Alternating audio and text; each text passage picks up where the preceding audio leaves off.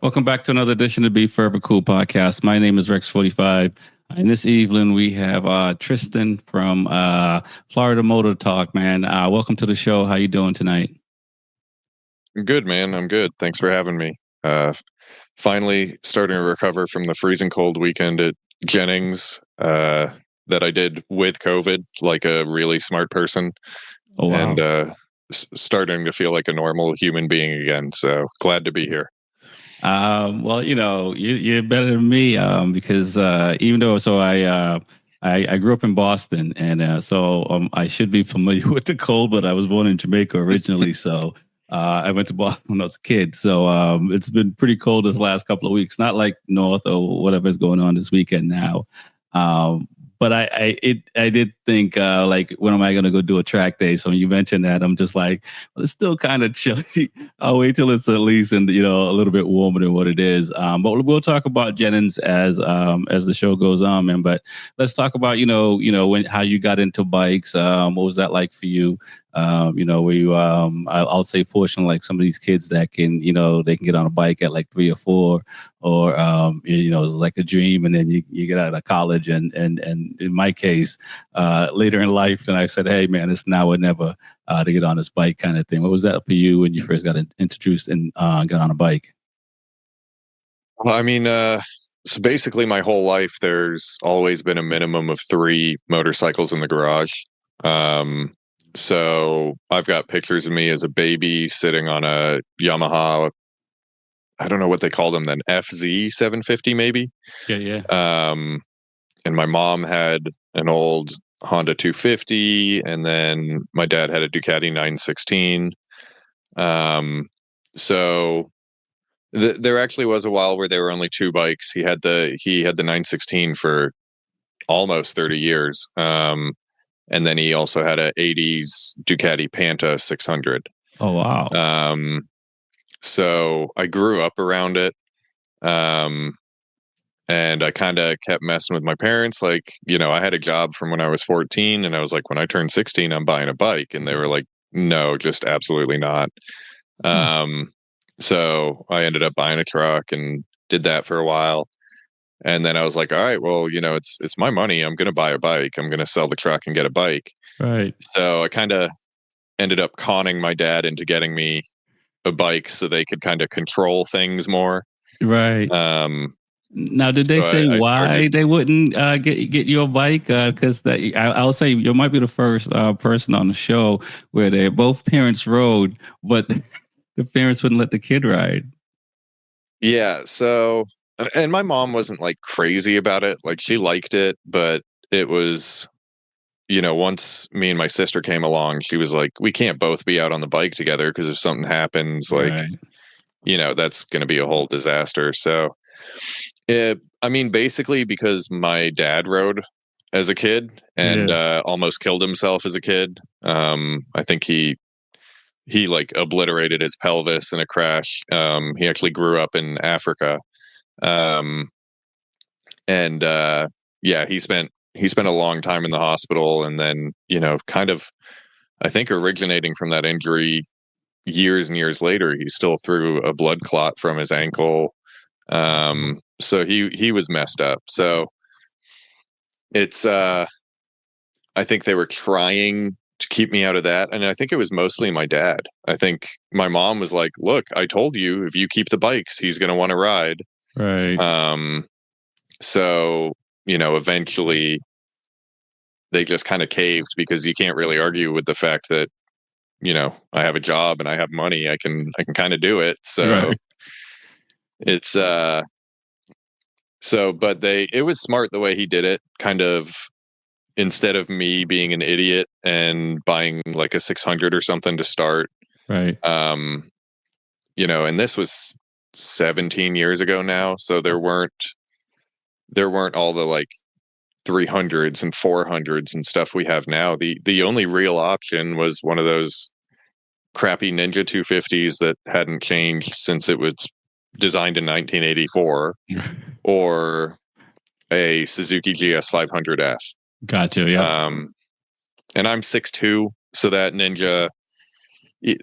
Anyway, I ended up on the 500, and I still looked like a I never asked her swearing policy, but I still looked like a monkey banging a football. So if I was on the 250, it would have been really bad. So yeah, when you're that size, I got to that, and I never thought about it like that before. Like, when you're taller on a small bike, how comfortable or uncomfortable. I'm 5'8", I race a couple of RC 390s, so they may have a little bit more room than the Cowie back then and stuff like that. But I never even thought of that as a new rider when you're tall and you have to get a bigger CC bike just because you need to be more comfortable.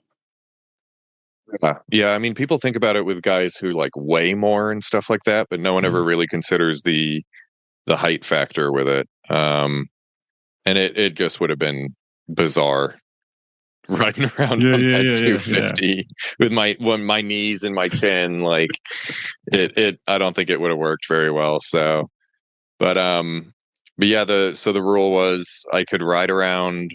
They just made it mandatory that you had to have an endorsement. Okay. Because in Florida it hadn't been mandatory before, so it was like right when I got that bike, it became mandatory. Probably would have done it anyway. There's definitely value in the class and stuff, because I was totally green. I'd never ridden a dirt bike. I'd never done anything. I'd ridden a couple four-wheelers in South Africa a couple times, and that was about it.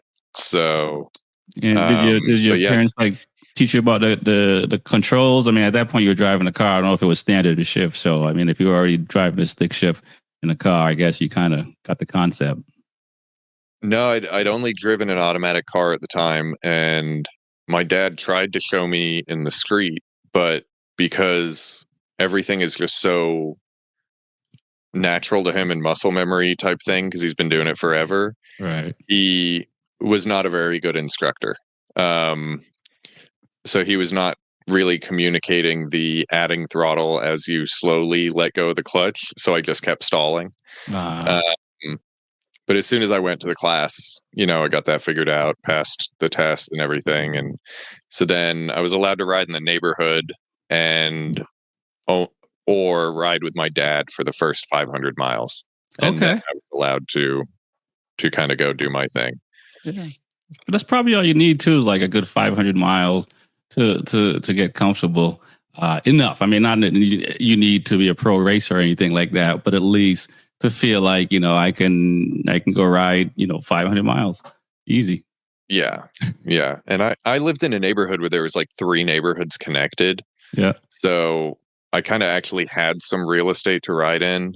And, the bike sounded like a sewing machine. So it's not like I was pissing off the neighbors. So, and I wanted a bike so bad. I can't tell you how many laps I did around that neighborhood. Just getting those miles in, trying to get to that 500 miles. So, yeah, I'll tell you, my first bike, I put 11,000 miles on in like 7 months.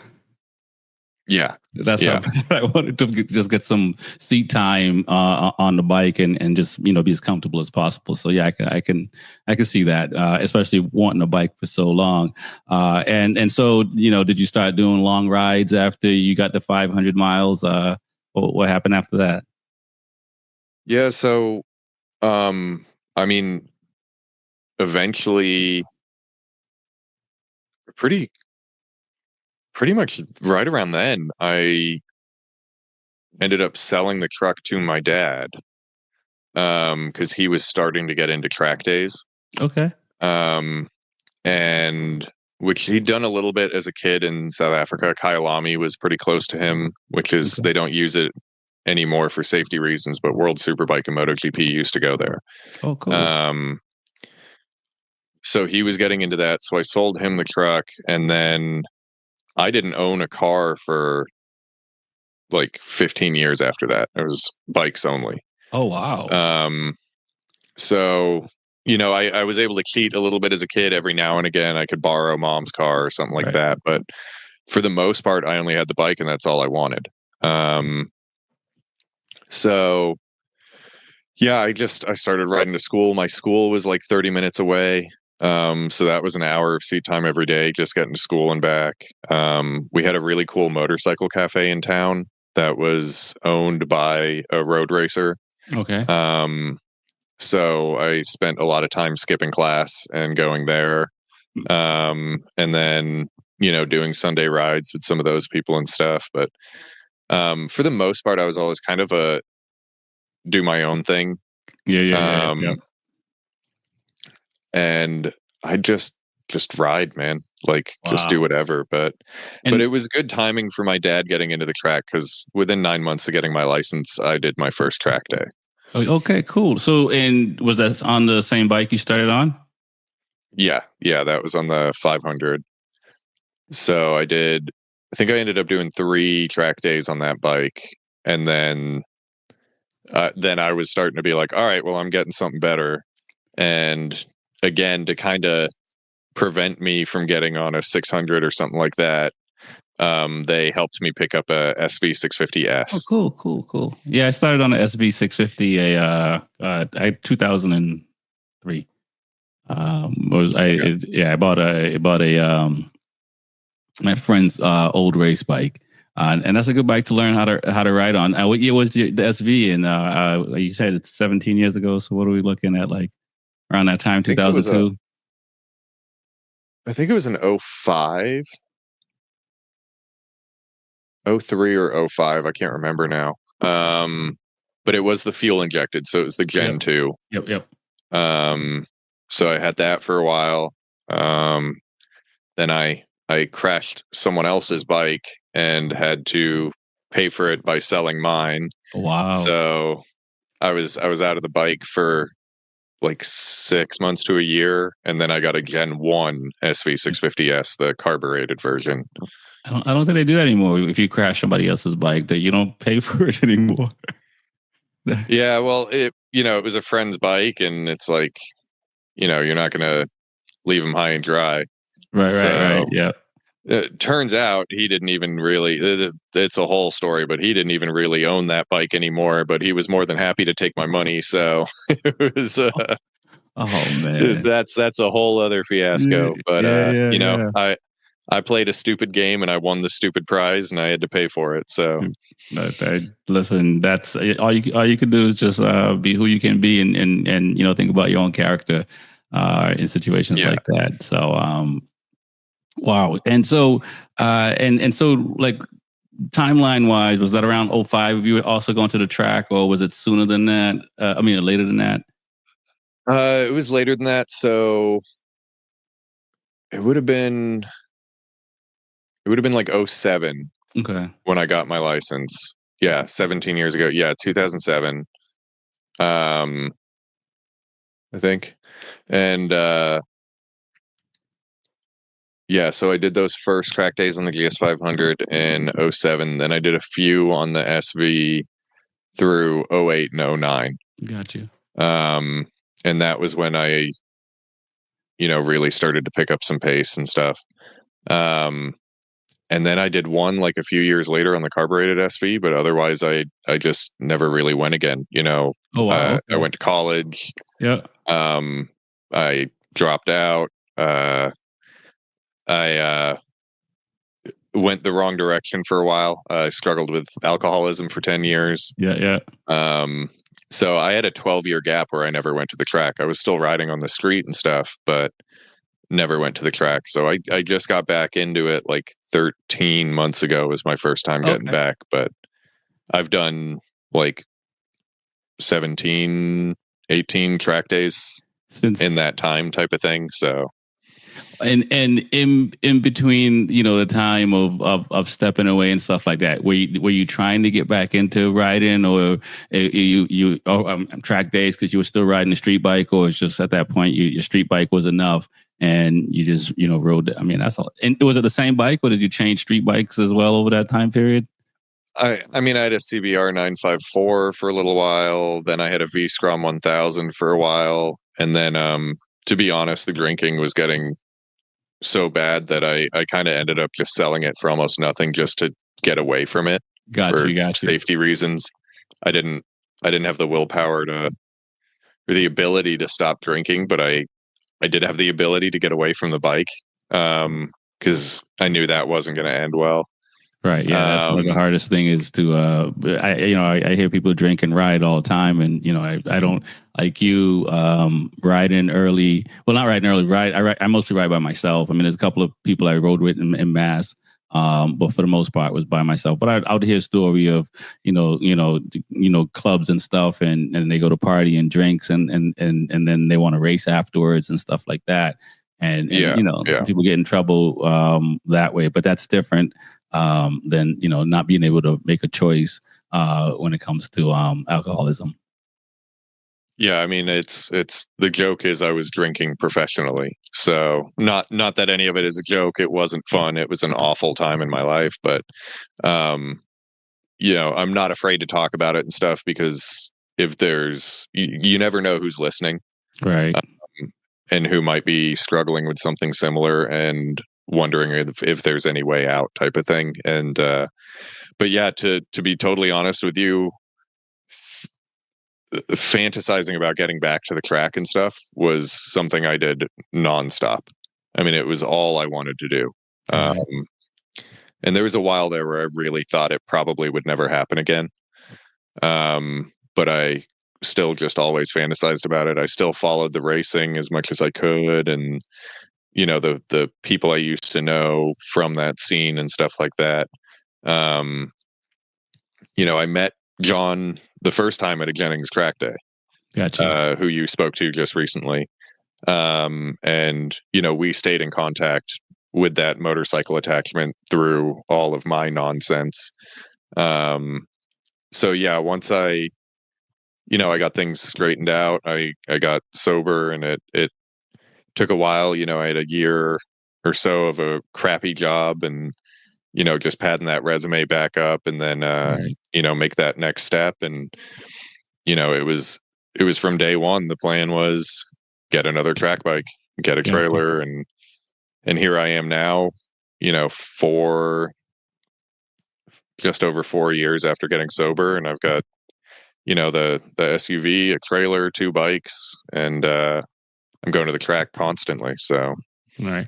And what was the thing that, or things, or that made you finally, make the breakthrough? Because I assume prior years you were trying, you must have been trying as well, and and just couldn't get there. So what was the thing that, or things that got you over the hump to say, okay, I'm gonna take this day at a time and get through this?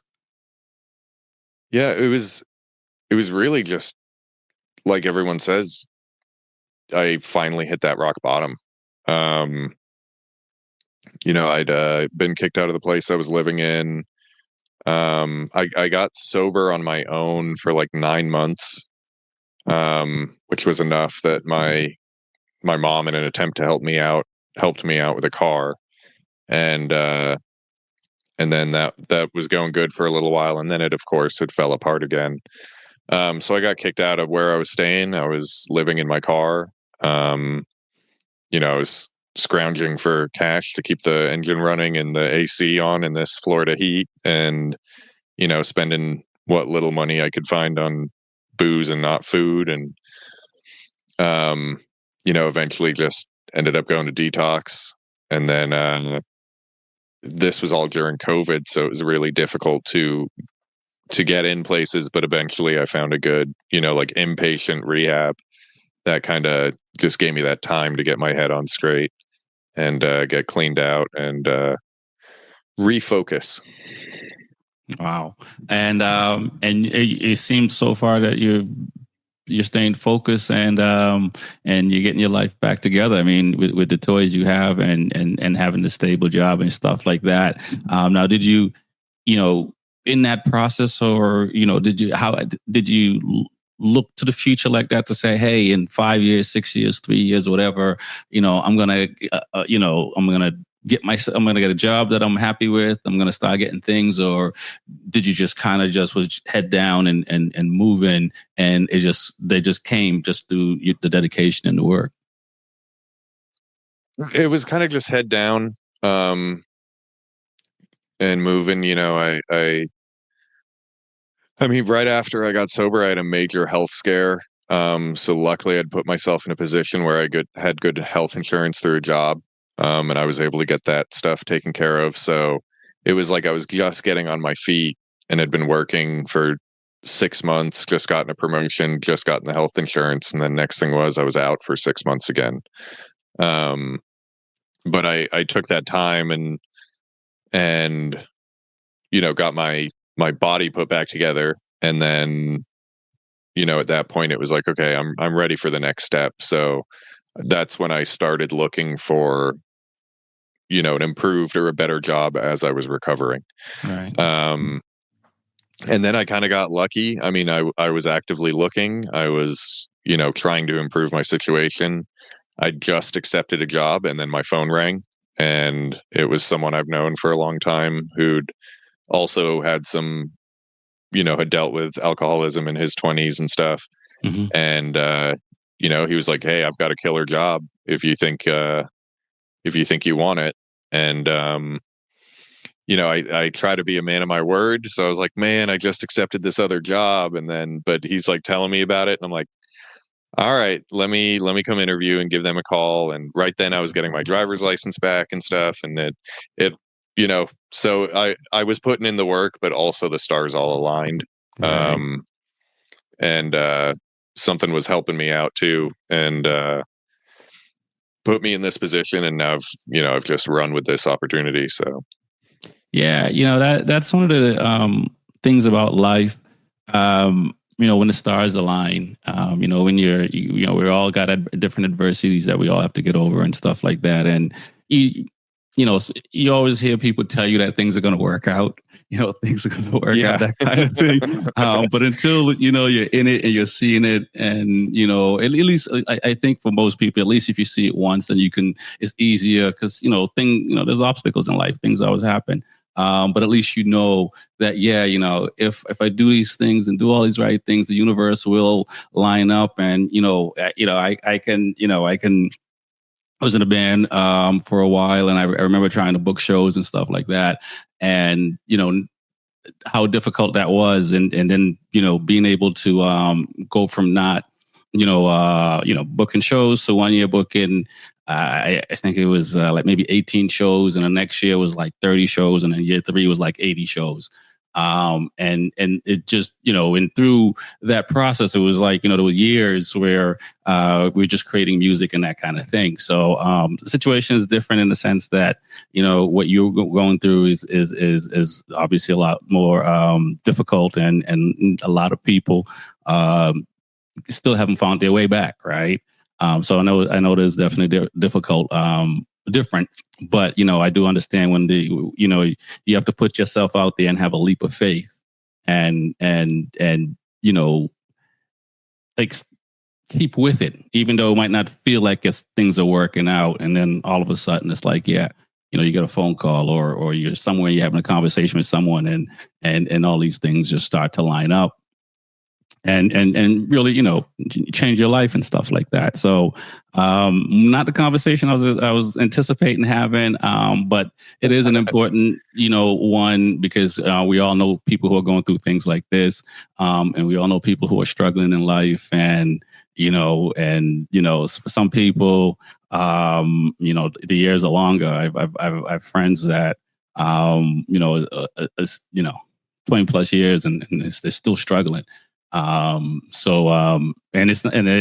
everybody is on their own time, you know what I'm saying? And so that's the hardest part, when, your friends and your family are looking and saying things, and, if you're not ready to hear it, it's really hard. And as a family member or someone that cares, sometimes it's hard to understand that, like for me, it took, I used to always think that if I could do something, anyone can do it. And it took me a little bit to realize that that's not the case. And for everyone, it's different. And there are a lot of things that I don't know. You know what I mean? Where it was just like black and white before. Like, come on, no. It's like, no, there are levels to it. And going through stuff like that. And I lost my son in 2017. So, and that is something this is my first time sharing it on here. And that is something I talk about. So I know about like the struggles of keeping your life together and holding that together. So I don't want to make light of it, and it is very difficult. but I'm glad that you're doing well and you're back on the track. And so let's talk about how you got back to the track. What was that like for you going back? Was it pretty easy as far as your riding skills and stuff like that, or did you feel like you had to find your pace again? So I'd been off a bike for 5 years. And then I bought a bucket list bike of mine in May of 23. So I bought a Ducati 749S. The thing was in bad shape. Subframe was snapped, and the guy had still been riding around on it like that. It didn't feel right. I didn't know what it was supposed to feel like, but I knew it wasn't right. So I fixed the subframe right away, and I rode it a little bit, and then I took it in for the Desmo service, and every valve in the thing had to be replaced. So I rode it on the street for a little while just to kind of get my legs back under me, but all the basics came right back. I mean, there's the old cliche of like riding a bike, and it was very true. There was no 5 years without ever throwing my leg over, and all the basics were right there. And because I'd done the whole track day thing before, and I'd been thinking about it nonstop for this whole time, those whole 12 years, I did what a lot of people thought was crazy. And before I even went back to the track, I started converting the bike to a permanent track bike. Oh, wow. Okay. So, took the headlights off, got the fairings, took everything I could off of that thing. I put a slipper clutch in it. The S model already comes with from the factory with the race Termi exhaust on it and stuff like that. So I didn't have to monkey with that stuff, but learned a whole lot in the process. I'd never really built out a bike before. I just kind of what I had. Yeah. Isn't that fun? And then I just, yeah, it's painful at times, but yeah, there's parts. I'm so glad I did it. I don't want to do it again, but I'm so glad I did it. And then, bought the trailer, all that stuff, and hooked that thing up to my crappy 20-year-old Ford sedan, and left here at 3:00 in the morning one Saturday, and drove to the track. And wouldn't you know it, I pull up at the racetrack, and one of the guys doing the control riding that day was a guy my dad used to endurance race with. Oh, no kidding. So, and his son, who now races in Moto America, who last time I'd seen him was 3.5 feet tall. Oh. So it was as soon as we pulled up, the first two faces I saw, it was holy crap, I still know people doing this. So it was, that was really comforting. Right. I'm telling him, I'm like, yeah, I haven't done this in 12 years. I just got all this. And he comes over and looks, he goes, holy crap, the bike's brand new. And I said, well, it's 20 years old, but all the stuff on it is brand new. It's, he's like, yeah, you're not kidding. You're green. So yeah, I mean, I knew what I wanted, and it was, I didn't think I'd end up with a bucket list bike right away. Right. But the right one popped up for sale in St. Pete, and I went and got it. And, yeah, it's just, it has been a whirlwind ever since. Now, do you still have it? I do. I do. Okay. So, I was just gonna say it's ticking me off because it's an old hand-built Ducati, and every other time I take it to the track, it breaks. But it's a good backup bike. Got you. And so now, did you mostly go to Jennings, or what are some of the in which series that you have? So are you racing as well, or track days, or both? Just track days right now. I'm thinking the end of this year or early next year, I'm going to go Wheeler racing. Okay. But I don't want to race the Ducati. It's just too too inconsistent. So far I've only done Jennings with the trailer I had and the tow vehicle I had. Didn't really have much confidence in going any further than that. Okay. It was kind of a nerve-wracking experience, even just going to Jennings. But I've got a newer, bigger vehicle. I've got the enclosed trailer now. So this year I'm hoping to get to at least Roebling Road and Road Atlanta. Okay. And for track days. Yeah. So have you been to Homestead? I have not. That's I've heard 3.5 scary hours. things about it. Oh, really? Yeah, with the concrete patches and every apex and stuff like that. I think I've been there enough that I don't even notice it anymore. I just run right over it now. This, like it's just the road surface changes, so it feels different. But you don't obviously if it's like there's tracks that get slick when there's water on the ground for sure. But I raced there in downpour. Last year now. And felt fine. And, but when I first started going to the track, I used to not want to run over those squares or, take the inside depending on which turn it's at and stuff like that. So there's only a couple of turns where I think it's 7 to 8, I think is the only turn that you might want to run over it. But the rest of them you can avoid for the most part, unless obviously there's a bike in that spot. Yeah. That kind of thing. Then you got to do what you got to do. But for track days, I think you'd be fine. And like I say, once you get used to it and just not even think about it, you just, and it took a little bit. I mean, I started doing that maybe last year, probably a little bit the year before. I was trying to, but I still was like thinking about it. But yeah, and I started going to that track in 2019.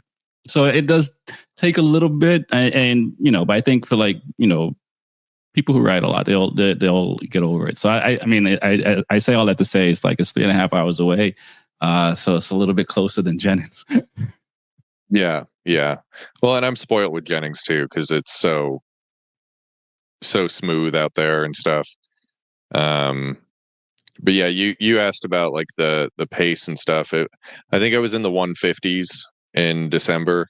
Mm-hmm. And then by February or March, I was doing 130 flat. Wow. So it definitely came back in an accelerated pace than probably it would have for a new rider, but the pace was not there to start. I definitely had lost that. And now I've kind of been fighting with bike issues and stuff. So I'm still plagued at that 130, 131 ballpark and haven't been able to dip into the 20s yet, but I'm hopeful for February 8th and 9th that I'm going to find just that extra little bit and go from there. Got you. And now, are you doing any? What is the training like? Are you I don't know which track club you're doing the track days with, but do they offer classroom training as well for students? I mean they do. So I'm riding with Precision again in February. I think next time I ride with them, I'm probably going to sign up for one-on-one coaching with one of their coaches. I don't think I'm at the point where I need a pro to be coaching me, but they offer pretty affordable coaching, and I've ridden with and around some of their instructors and stuff before, and they do a good job picking people, and they know what they're doing. As far as understanding lines and like the basics of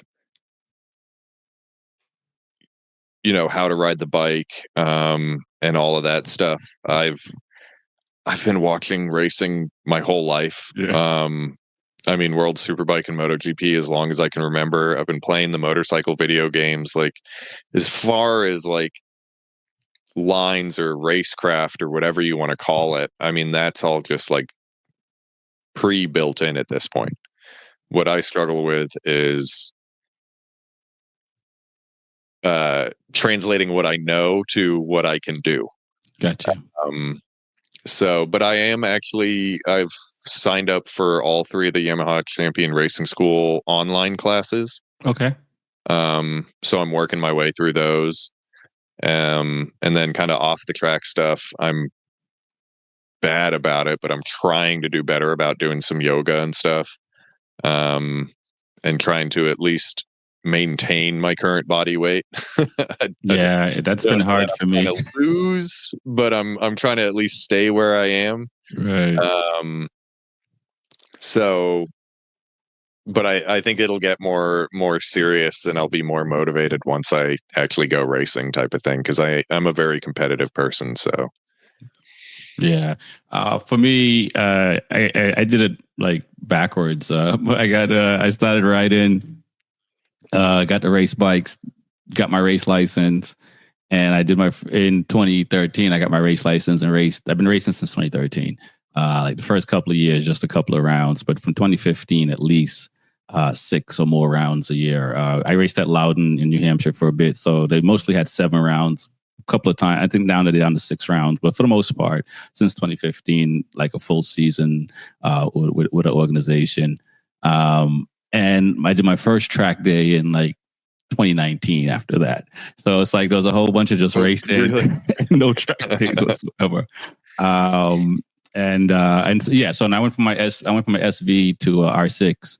And I raced the R6 from 2016 up until 2022, and then I bought a RC390 because I wanted to fix things that I wasn't doing right, and like for me the R6 was getting in the way, and my street bikes were Ducatis and stuff like that, so it was different weight and twin versus in line 4 and stuff like that.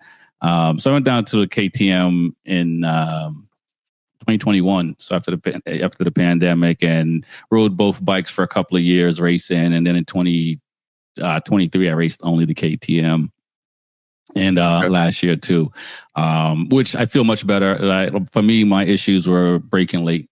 I'm still having issues with braking late, but at least it's better now, and stuff like that. So I was able, learn how to carry more corner speed and stuff like that. But from a physical standpoint, the same thing. I had to start training more in 2015. So I do a pretty good job of staying. I mean, this last year has been crazy staying in shape, but I've done a pretty good job of staying in shape because I used to get fatigue and sign up for 6 races, but I'm tired after 4. So then I'm not doing 2 races because I'm just, so it was, I had to get recognizing what my body was doing and stuff like that. And then really started training better. So, I try to train like I'm running a marathon. I've ran a couple of marathons, but I try to train like that as far as endurance and stuff like that. I mostly ride a road bike. I don't really run that much anymore, trying to save my knees. But it definitely makes a difference in going quicker.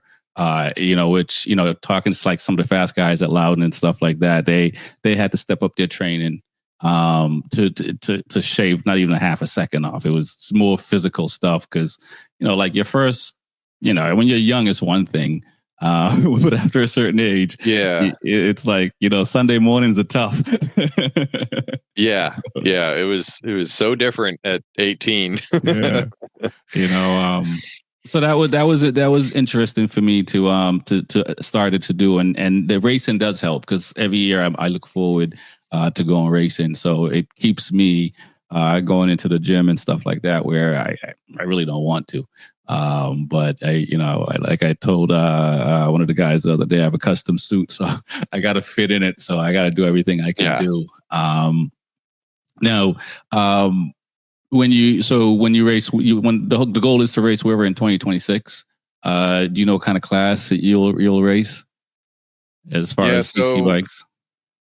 So John, who I run Florida Moto Talk with, him and our other buddy Alex, they race 600s.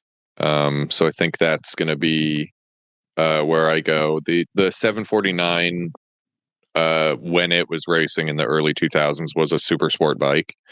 They allowed the 2 cylinders up to 750 cc's, while the 4 cylinders were at 600.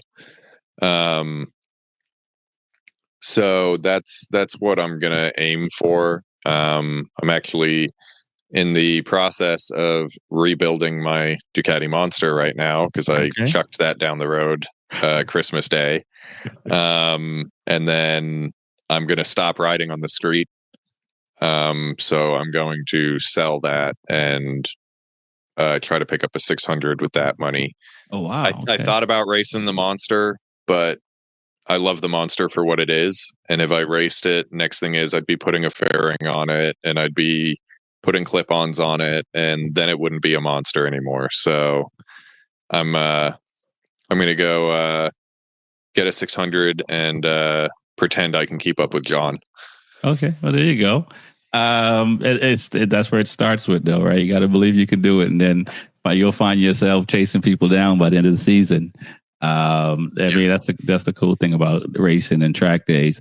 Now, do you plan on doing other tracks besides Jennings, or are you going to stick with that for this year? No, this year I want to get up to Roebling. I want to do Road Atlanta. If I can swing it with work and everything, there's a lot going on there. I would love to try to get to Barber, and if I can get the trailer converted to the point where I can camp in it comfortably, I may even try to go as far as VIR. Okay. But yeah, every track day I've ever done has been at Jennings. So I've done Jennings both directions. So technically I've done 2 tracks, but I know before I go racing, I need to, even if it's not a track I race at, you need to experience different tracks, different corner types, elevation change, all that stuff that Jennings doesn't offer. So it just helps you diversify as a rider. And I've heard even after going to a different track, you come back to your local track and all of a sudden you're quicker because you're looking at the corners differently and stuff like that. So now that I have the equipment around me to do that, and especially once I've picked up a 600, I don't dare make the 8, 9, 10 hour drive to Road Atlanta or something to pull the 749 out and for it to break halfway through the second session like it did last weekend. So I need that more reliable bike as well before I start doing stuff like that, because that would be absolutely gut wrenching. Yeah, that's happened to me. I've been to tracks and my bikes are broken and I gotta just watch everybody else ride and stuff like that. It's weird because it's like not lately, but last year was like one of the in the year before I've had the most bike issues. I've had no bike issues for like almost 8 to 10 years, and then in the last couple of years, it's just kind of like, oh, that was my turn. I'll go back to talking about going to one track, and like I mentioned, I was at Loudon for so long. Once I went to Homestead, I realized that I wasn't good at making right turns because there's mostly left turns at Loudon, a couple of right turns, but it's really turn 3. And so I had to now like figure out how to get better, to go into the right and stuff like that. And so, I and it took me, like I said, from 2013 to 2019 before I went to a new track. So it was a good while. And now, I think I've been to like over 17 different tracks since 2019. Which is I'm happy about that, but it's all within the last like 3 years of going up and down. And you mentioned the getting your trailer set up and stuff to make life easier. Definitely, like that was the biggest part for me. Once I got a trailer that I can camp out in and stuff like that, that made my life easier. That's. Yeah, we'll talk off here and see some of them track days. I might be able to make some of those because I'm hoping to go to Barbara, Road Atlanta this year. I don't know if I'll go to Roebling yet, but we're also talking about going out to Laguna Seca to do a track day out there in September. Okay, that's a haul. A little bit. But, for me, like I was already driving from Boston down to Homestead. So it's just going west pretty much almost the same amount of time. But now I'm just going, from east to west, sort of. Man, that's commitment. So, I don't know if I've got that in me. well, we'll see. It didn't start that way, honestly, and I think it was more the pandemic. One of my buddies that I've had on the show, he usually raced CCS Azra, and was doing like pretty much the whole East Coast except for the Midwest series. And so I did it in 21 with him. I drove my own truck and trailer and stuff like that. So I did I did 21 rounds or something like that. And, it was so much fun. One. And I was fortunate because I work remotely and stuff. So it helped that I didn't necessarily need to be in a building for sure. But now I'm probably down to 10 weekends a year, give or take, with the show and stuff like that and everything else that's going on in my life. But it's nice to go to different tracks. So yeah, you and Road Atlanta and Barbara. Roebling is a fun track too. It's different. It's a smaller track. But it's still a very fun track. And you mentioned the elevation changes and stuff like that. Like seeing that stuff, even when you watch on videos, because even when I was 21, when I was going to new tracks, I was just trying to find videos online and trying to watch and stuff like that. And then you get to the track, I'm like, it's a hill. You know what I mean? Yeah. So it is definitely to see that stuff is definitely good for your riding ability and stuff like that. Now, do you think you'd race with other different groups beside Wera, or you'll stick with Wera? I think I'll start there. It's familiar to me.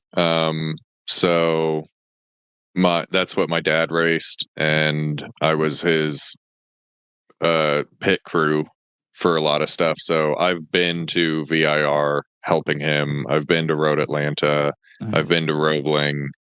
I haven't been to Barber yet, but it seemed like a good fit. I've had friends who raced in CCS and said they preferred Wera. I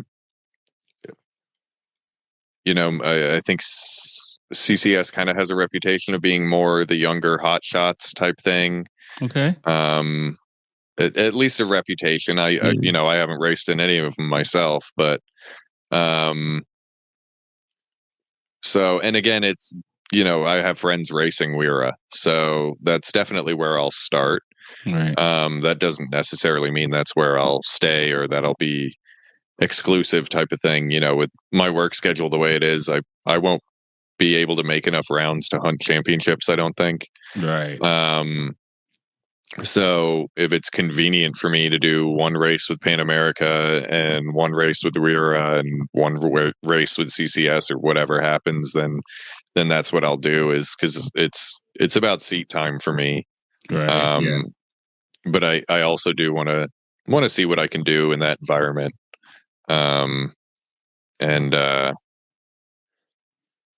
But yeah, it's, my job requires a lot of hours in the building, so it's tough to get away. And if you've got a couple days built in of just travel, that kind of shoots my whole year. So yeah, no, I hear that, because for me last year I didn't go anywhere. I think beyond 12 hours to drive or something like that. I think NOLA was the furthest I drove last year, or Barbara. And before I would do the 30 miles or 28 miles with the trailer. And stuff like that. But this year, I am going to bounce around. So I'm going to do a couple of Wera. I have Wera license. I've had it for the last couple of years, but I haven't just been able to get the schedule to work out to go to a race. So I did Pan American last year, and that was my first time running with that series. So and I think I did like one CCS round, and my bike broke. So I showed up, but I didn't race. Yeah. So, yeah. And so this year I'm gonna, and just just with scheduling and stuff like that, I'm just gonna try to pick races that I can fit and just race at these clubs and not worry about championships and stuff like that this year. And who knows what next year will look like. As far as that, it would be nice to do that again, because it's always a little bit of fun, when you're chasing a championship and you're battling with other guys up top and stuff like that. So I will miss that this year. But I'm looking forward to seeing you get out there and race and stuff like that, and hopefully get to a track day. But let's talk about Florida Motor Talk. How did that get started? And let's talk a little bit about that, the podcast. Yeah, so it's with me getting back into bikes and stuff like that. John and I started talking a lot more again. And he's just a really good dude. And to a degree, I think it kind of started as an excuse to hang out and talk, because he's in Tallahassee and I'm in Sarasota. So, that's a solid 6 hours there. And he's got kids, I've got work, we've got stuff going on. So it's like, it's a lot easier to just hop on the computer for an hour here or there than it is to try to meet at Jennings or something like that. So I think that's kind of where it just started, with the goal of, talking about racing. We're obviously obsessed with the MotoGP and World Superbike and all that stuff, and especially MotoGP. I sometimes wish I could purge my brain of all the information I have in there, because I wonder what I could do with all that memory space back. Who's winning the title this year? Yeah, it's like, who's winning this year? I think Pecco's got it. Okay. I think he's got it. I think Mark's going to have some issues. Oh, really? Okay. We have an episode coming out on that very subject sometime this week. I don't know what day John scheduled it for, but okay, I'll check it out. So I don't want to spoil that too much, but let's just say there's 3 of us, and I'm the only one who thinks it's Pecco. Well, I hope it's him as well. You have watched more MotoGP than probably myself. I mean, I got into the sport late. I started watching in 2015. I did go back and watch a lot of the old stuff. So I've watched some of the 500cc stuff. So I've watched some of the races when they were in South Africa and stuff like that. But watching them once and watching, like, I don't know, I mean, I was a video. You're not going to remember every single thing. Versus when you were there, just taking it all in, versus like binge watching, as they say these days. But I think Pecco should win if Mark struggles to figure out the bike, one, and also if he stops crashing. What I mean? He should win, because he's, there's no one else on besides. Well, I shouldn't say there's no one else. I think Morbidelli has a chance because he's on the same bike as he was last year, and he was kind of up front, crashing out again, but he was kind of up there towards the end of the season. So I think he might, have a shot, but realistically, it's Pecco, and I think a Ducati's going to win it in 25. So it's really, I think, between Mark and Bagnaia, but Di Giannantonio could have an opportunity, and so could Morbidelli. Those guys were strong. I don't know why they couldn't. With Di Giannantonio struggle on a 23 bike, but they all struggle on a 23 bike except for Marquez, really. Yeah, and Pecco struggled on the 23 bike at the beginning of the season. Yep. He didn't like that bike either. But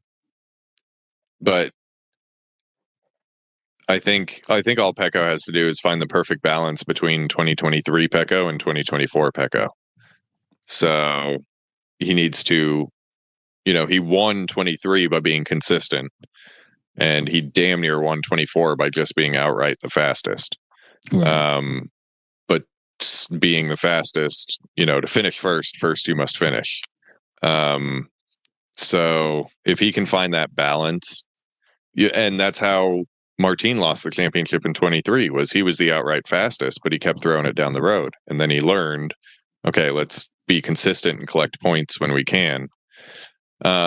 So I think Pecco took it personally that everyone said Martin was faster than him in 23, and he came out with a point to prove, and he proved it. I mean, he won 11 Sunday Grand Prix. Only Doohan, Stoner, Rossi, and Marquez have done that before.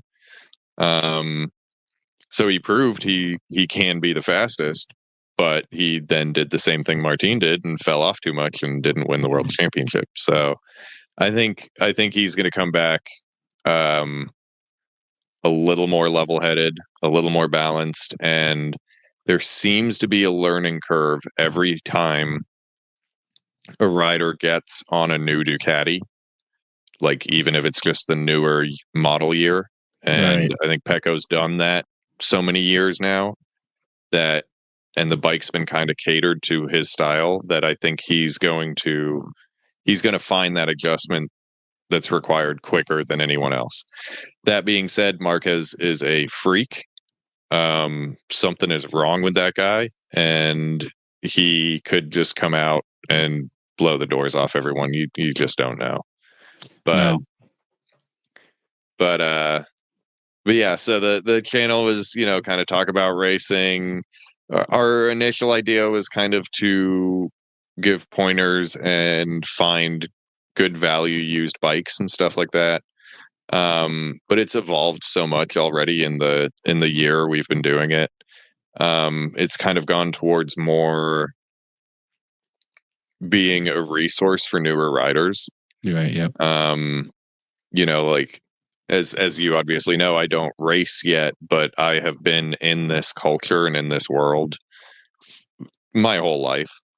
I was lucky enough to, as much as I maybe didn't like it at the time because I wanted something faster, to have that good guidance to start out and have that time to learn and grow in a relatively controlled environment. And we like to try to pass that on to people and try to get people off the street and on the track. Completely off the street? Sorry? I said completely off the street? Trying to, but so, we've converted me in this time. So, and I actually, when I converted the 749, I didn't plan on getting on the street again. Okay. But then another one of those bucket list bikes that I wanted from when I was in high school came up and was in good condition, and then I bought it and then I threw it down the road. So yeah, no, I still like riding on the streets, but again, I mean, I don't ride like, I ride to and from places, and I don't do crazy stuff on the streets and anything like that. But I still enjoy it, and I would have thought after all these years, and I remember hearing races that says they only raced and not ride on the street, and I was just, I wondered if I was going to become that. I mean, I don't, because of racing, I don't do as much street riding because I can't be in two places at once. Especially when you going to and from the track, because sometimes it's 2 days to get there, 2 days to get back, kind of thing. But I also ride with gear all the time too, on the street. So I even in when I was in Mass, I was with gear on and stuff like that. But I started riding later in life. If I was younger, I wouldn't have been riding without no gear. So I stay pretty geared up when I do ride. But there's something about, jumping on a bike, after it rains, or in New England when people used to be, lighting firewood in their house and you can smell it. In the car, obviously you don't get all these sensations that you get when riding a bike and stuff like that. So I still enjoy it, but I can see, I mean, I'm not driving, 500 miles a week on the bike or anything like that. Yeah, I mean, I'm gonna miss it. I eat, sleep, and breathe motorcycles. I'm constantly thinking about them, and it's I get twitchy when it's middle of summer and it's too hot to go to the track and you can't ride for 3 months. Like I am not going to enjoy that, and I know the temptation will be back to get another street bike, a little scooter or something. Yeah. But this last crash I had was just, it was so dumb. Like I knew better, and I knew I was on cold tires that were dried out from being heat cycled a bunch, and I still tried to throw it in a corner like I was at the frickin' track. And it bit me. Now, because I wear all the gear, I was totally fine. I rode the bike home and everything, but it's still I don't know, I think about $1,300 lesson plus sore ribs for 2 weeks, and my wrist still hurts. It's and this last weekend at Jennings, if I'd had both bikes, I wouldn't have missed 2.5 sessions. Right. It's now replacing a clutch pack. So yeah, and I don't know. I'm just throwing this out there. I don't know if it would have made a difference, but I find that because I race, like I never on the streets. I'm always just kind of like I could go out on the track and have my fun and my thrill. So I really don't mess around. I don't know if you feel like do you feel like you're like the track day is enough, or it's kind of like you're ready to race, and there's moments on the street where you just want to just get on the gas. I thought I was getting enough track time that I could behave myself on the street. and what I did Christmas morning was prove to myself that is not the case. So if I can't be mature enough to, I mean, I was at the track like a week before that. So and that's part of the problem was I had 2 really, really good sessions on the Monster, and I was just feeling that bike, and like everything was going so perfectly. And if I can't be mature enough to differentiate the 2 places, right, then I need to just remove myself from the situation is where I'm at right now. Maybe in 10 years or something, but I thought I was there. I thought I was being good. I thought I was, I only ride Sunday mornings from 7 to 8. I only ride like Christmas and Thanksgiving with no traffic. And for 3 months before that ride, the road it happened on, I've avoided. I've come to that road every time, and I've gone home instead of hitting it, because I was like, no, I know I'm pushing it too much. And all it takes is one day where you're feeling yourself, and it could have been a lot worse. So yeah, no doubt. I like the podcast and the ideas of having a place that for new riders and stuff like that is the same thing. On this show it was like I was pretty green when I got to the track, and there's people help you out, but when you go, you don't know these things until you're in it. So the idea of having a space where we can go and learn about the track and learn about the things that we need and don't need, and just what to expect and stuff like that. So hopefully once you get there, the experience is better and you want to come back. You know what I mean? Because it's like going to a new track, and sometimes I don't know and it's this dark. I don't know if I'm pulling out on the track at the moment or not, because like I don't know where anything is. You know what I mean? Yeah. And that for me, it's always a little nerve-wracking. It's gotten better because I've been to more tracks, and I kind of do more research now and stuff like that, and read the track website and all this stuff. But before I would just be showing up, show up. Oh, well, there's no one here until 7. So now I'm hanging out for like 2 hours because I'm here at 5 in the morning, and I probably could have slept somewhere else, kind of thing. Yeah. So having, a platform to do that and tell people learn about bikes and the whole thing. I mean, I think this is a space where there's not enough information, not enough, people doing it and stuff like that. And so, I think it's pretty dope. For you guys, what you're doing and sharing your knowledge. Yeah, and it's like all the popular channels are like the worst examples I can think of. You got Gixxer Bra, whatever the hell his name is, and you've got all these guys. I don't even want to say their names because it's just promotion for stupidity, but you've got all these guys who show these awful examples, and we're just trying to counter any of that we can with just honesty and realism. And it's I'd done track days in the past. I've been to a ton of tracks with my dad. And that first time going to Jennings after 12 years, I was still nervous. Yeah. And I know the routine. I know everything to expect. So it got me thinking, and that's kind of when we started pivoting a little bit to, I can't imagine being 20 years old, 30 years old, whatever, not having done this with my dad or anything like that, and just showing up here by myself with a bike on a trailer and not having a clue what to do. And it was like, a couple months ago, there was a kid there, and they don't even tell you where the classroom is for the first timers and stuff like that, Yeah. And I'm telling him, I got him to the classroom and stuff, and then he comes back and he's like, so now what? And I'm like, well, you're going to be the third group. And I said, and don't put your right or your left glove on. They're going to want to see your wristband to make sure you're all signed up and registered and everything. And he's like, oh, no one told me that. I'm like, I know. It's so, and we, we're also honest about things like the expense of it all and stuff like that. Like we don't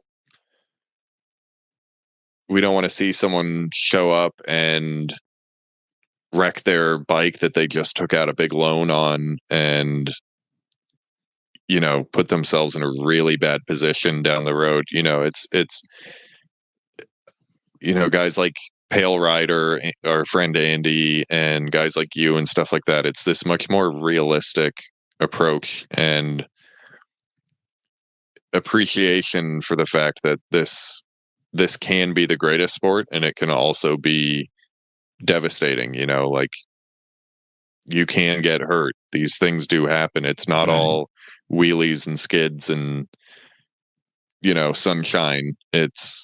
Or expendable cash, these guys who can just chuck cartwheel bikes down the road and just laugh it off. Like that's not the reality of it for most of us. And selfishly, we want the people who are riding around us on the track to be better informed and not following these bad examples and stuffing people into corners at a track day. And it's so it's just about kind of fostering the community and creating riders who get to enjoy this sport for a long time and not, enjoy it for a short time and end up bankrupt or broken. Yeah, I completely agree. When I started, I could have told you I didn't think I would be still racing, 14, 12 years later. Like, and in the beginning it was, like every baby steps trying to make it work and stuff like that. And like you mentioned, it is better to take a slow approach to it than to trying to jump in because, I've seen people come in there with brand new bikes, they'll tell you, take it easy. And, at least one person will go out there and break their collarbone. And, it is, with more information that can only help people. You know what I mean? And that's the biggest thing about it. So, and I think it's definitely more information out here today than ever before, which is good. And when I'm in from radio. I did radio in Boston and stuff like that.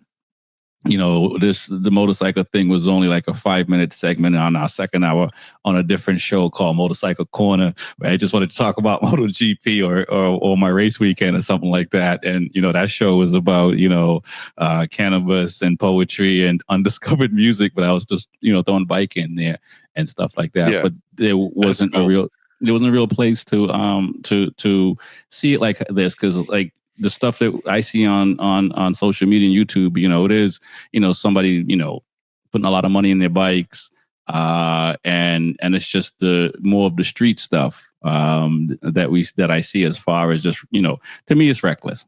To them, it's having fun. When I was younger, I was into cars, and like I tell people, if it looked like an old lady wanted to race, I would race. I would be ready to race, kind of thing. So I was reckless back then too. I'm not, you know what I mean? I was just in the car at the time, and I was fortunate enough that nothing too crazy happened to me.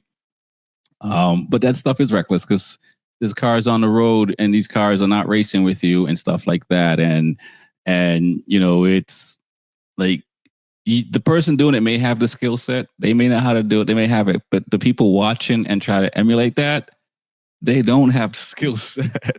You know what I'm saying? And as much as videos that we see people doing wheelie, we see a lot more videos of people chucking their bike down the road and jacking themselves up with little to no gear on whatsoever. And and I know there's a culture behind that. There's and I've been around people that say I've been riding for 40 years and never crashed once and no helmet, no nothing, all that stuff.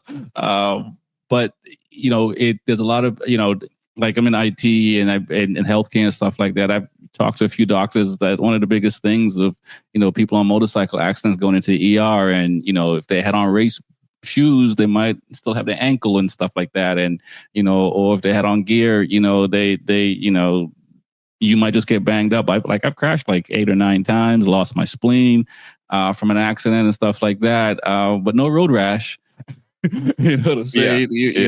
I hit something that wasn't moving. I mean, that gear's not going to save you from that. But I slid over 100 feet on with gear on, and the gear did the job and got destroyed. But I was fine and stuff like that. But these shows do need to, more of us do need to talk about this stuff because it's not 100% proof for sure.